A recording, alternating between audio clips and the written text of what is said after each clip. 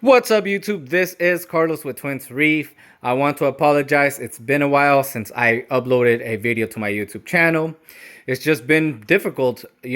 Life's been busy. Not only that, dealing with a litter of puppies have taken a lot of my time cleaning, nourishing all these little puppies, but I finally was able to rehome them. Not only that, but once again, I came to that point where I wanted to leave the hobby or take a break because this tank wasn't doing so well. I had an infestation of Aipstasia, not only that, of hair algae. And in this video, I'm gonna tell you guys what I did to control the Aipstasia population and dealing with the hair algae, because I tried a lot of methods. Not only that, guys, but I actually rehomed my fox-faced fish as well as my hippo tang. They were just outgrowing this tank.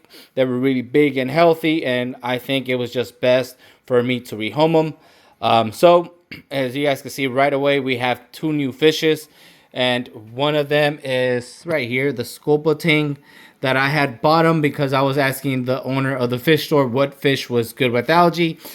Later, I found out by him that this fish doesn't really pick at the rock work. He just basically eats the algae wafers, or whatever you call them, sheets of algae that you give to your tank. But he said a fish that does well with algae picking at the rocks is the powder blue tang that he's somewhere right here. He's pretty new. I think I just got him about 2 to 3 days ago. So we'll see how he does in my tank. We still have the black storm clownfish, and we do have my firefish that is somewhere right here, always underneath the rocks. I have a feeling I probably still have my pistol shrimp. I did buy a goby, the yellow watchman goby, but those fish are known to be jumpers, and I think that fish is no longer with us, unfortunately. Another fish that I had that I no longer see in my tank is the algae blenny. I haven't seen him in a while. I haven't seen him, anywhere around the tank, on the floor. He might be in the bag. I haven't looked. But yeah, fortunately, I don't think I have the algae blenny either. But yeah, besides that, guys, I had an infestation of Aipstasia. So basically, I had a bunch of all my SPSs up here, easy to keep. I don't know how. I don't know if it was my salinity issues or just the Reef dose pump not working anymore. But sorry for that. But a lot of them died, and I had some Aipstasia right there. And it was at that point where I was like, you know what? I feel like taking a break. I'm not going to pay attention. Next thing you know, I had multiple of Aipstasia all over my tank. And, a way to kill them is if you have a rock and you're able to remove that single rock, if you dip it on fresh water, you'll be able to kill the Aipstasia. But in my case, I wasn't able to do that since all the rock work is basically held by epoxy. Not only that, I really like my scape, and I didn't want to mess with it. So what I did, and what I feel that worked, was the Red Sea Aipstasia X. Really simple to use, and it seems to work and kill the Aipstasia right away. But what I did notice was after the first treatment, like a week later, I was able to notice a couple of Aipstasia still around, and I actually treated those Aipstasia a couple of days ago. So I'm hoping to reduce their population, and I'm doing a little bit of research on any type of fish or invertebrates that will be able to help to control or eat up the Aipstasia. So we'll see what we'll do then. Now, when it comes to hair algae, I'm talking about I had hair algae suffocating and killing most of my SPS.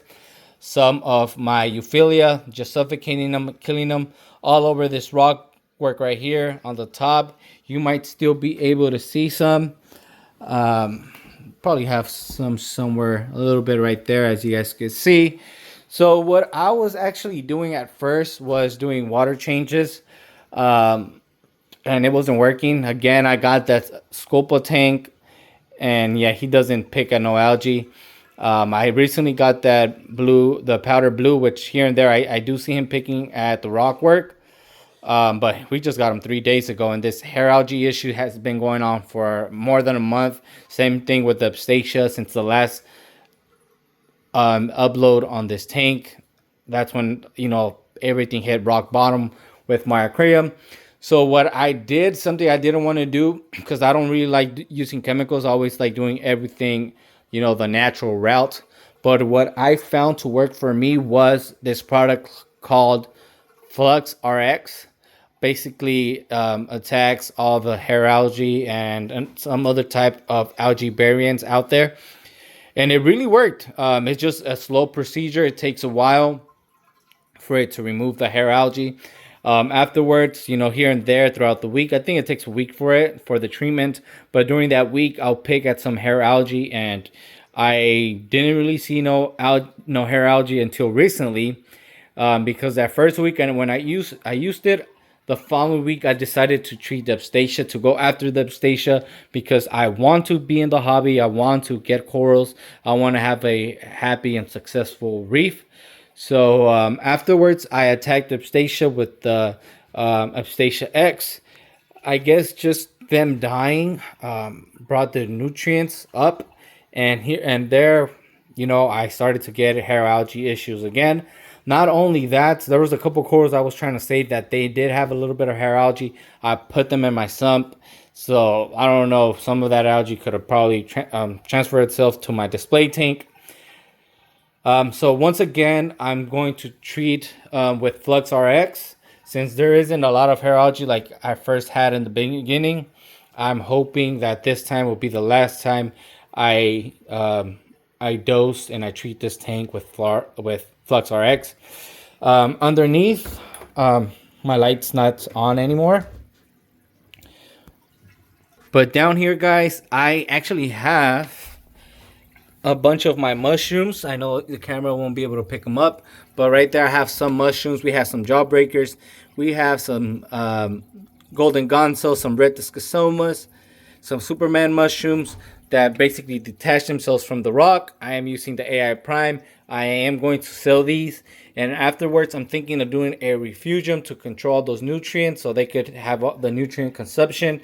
I am also thinking about upgrading my my RO little reservoir right here, my auto top off, because it gets clogged. Recently it's been getting clogged even after I clean it, the little float valve that's on the side where the return pump.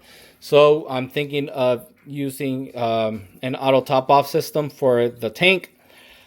Still using filter floss, but I am also thinking of using fleet rollers in the future to be able to control the nutrients and have the water crystal clear. My skimmer still works. I don't think I'll be upgrading my skimmer. This is a old offer reef. I recently turned off my dosing pump because there's not a lot of corals yet in my aquarium.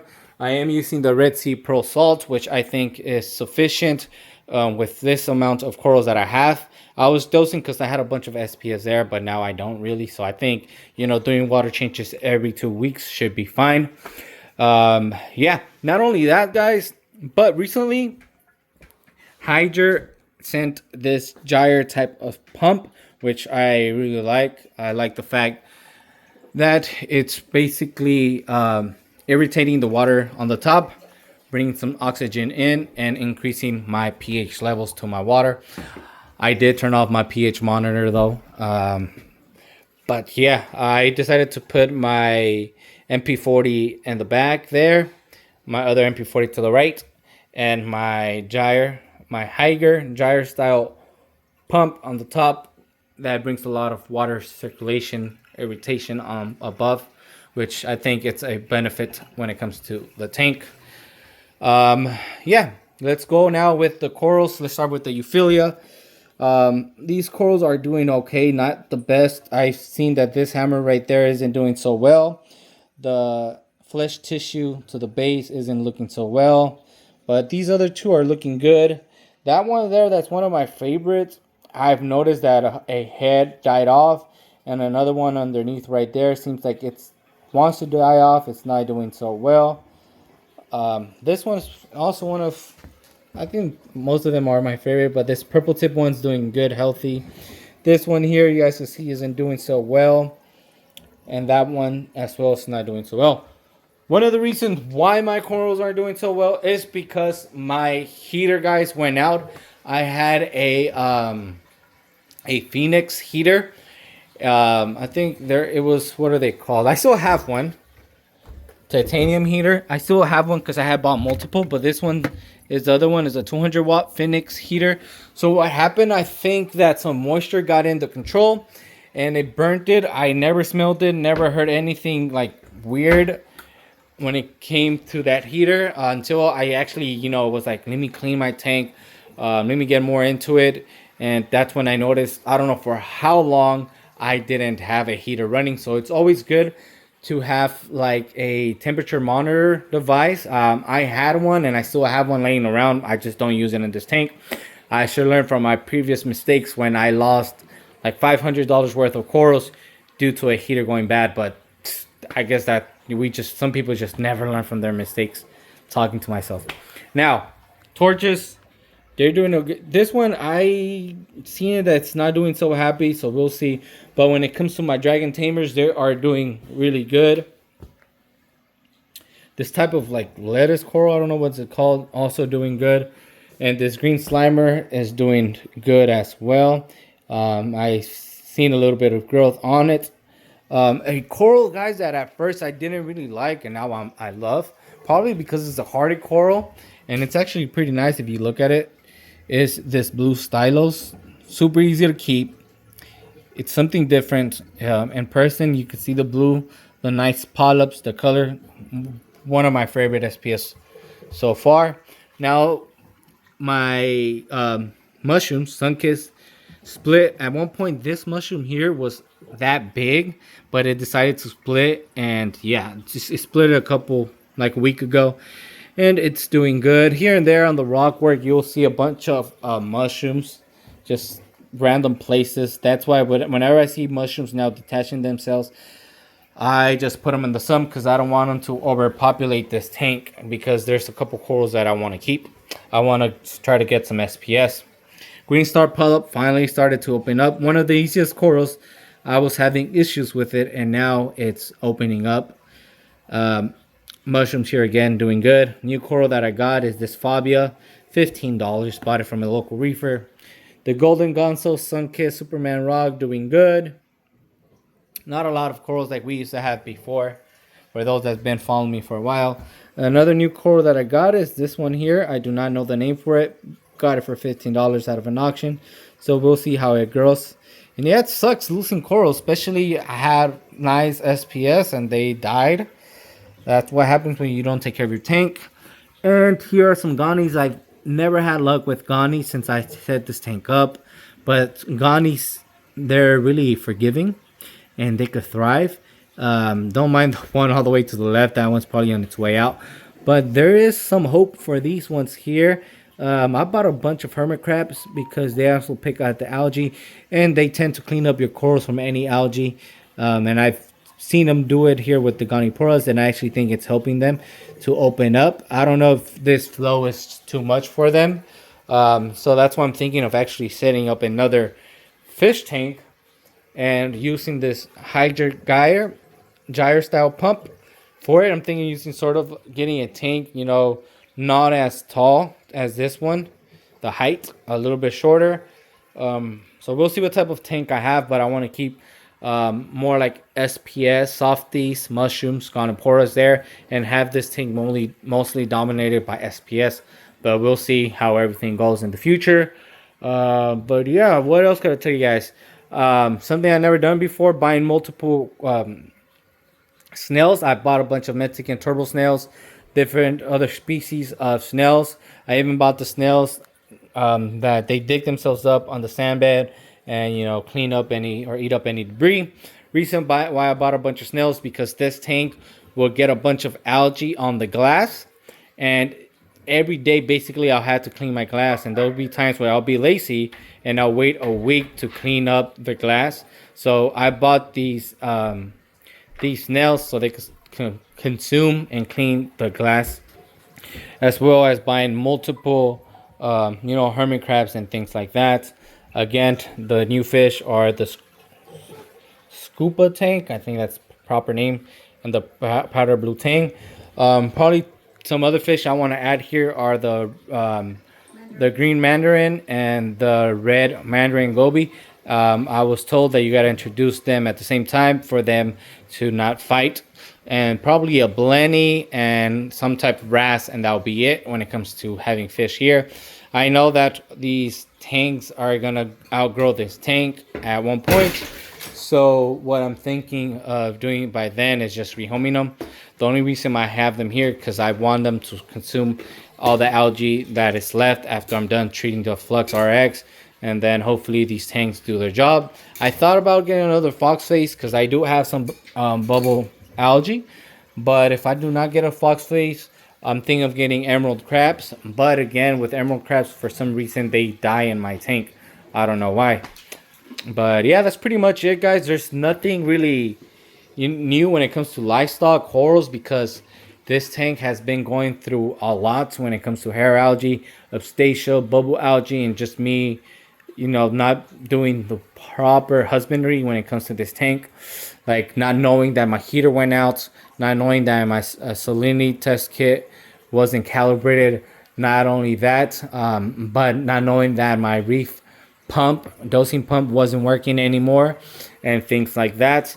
But hopefully I do not break that trend of me paying attention to my tank because it's been about 2 years and this tank should be in a phase better than it is at this moment, because there's tanks out there that they're set up 6 months, a year, and man, they're stunning, they're beautiful. So shout out to those people that have tanks like that are really dedicated to their aquariums. Before we end the video, let me know what you guys think about this quality of the video. I am using a Galaxy Flip 6. So normally I use my Canon camcorder, but this time I was lazy of using it and I was like, let me just pick up the phone. And now that I feel like record something before, I ended up not wanting to record. But yeah, the tank looks different in person than how it looks in the video. It looks more clear in person than the video, more color. But again, I want to use a fleet roller, refugium, and I think that's going to improve the quality of this tank. Let me know what you guys think in the comments down below, and I'll see you guys in the next video. Till then, I am out. Peace.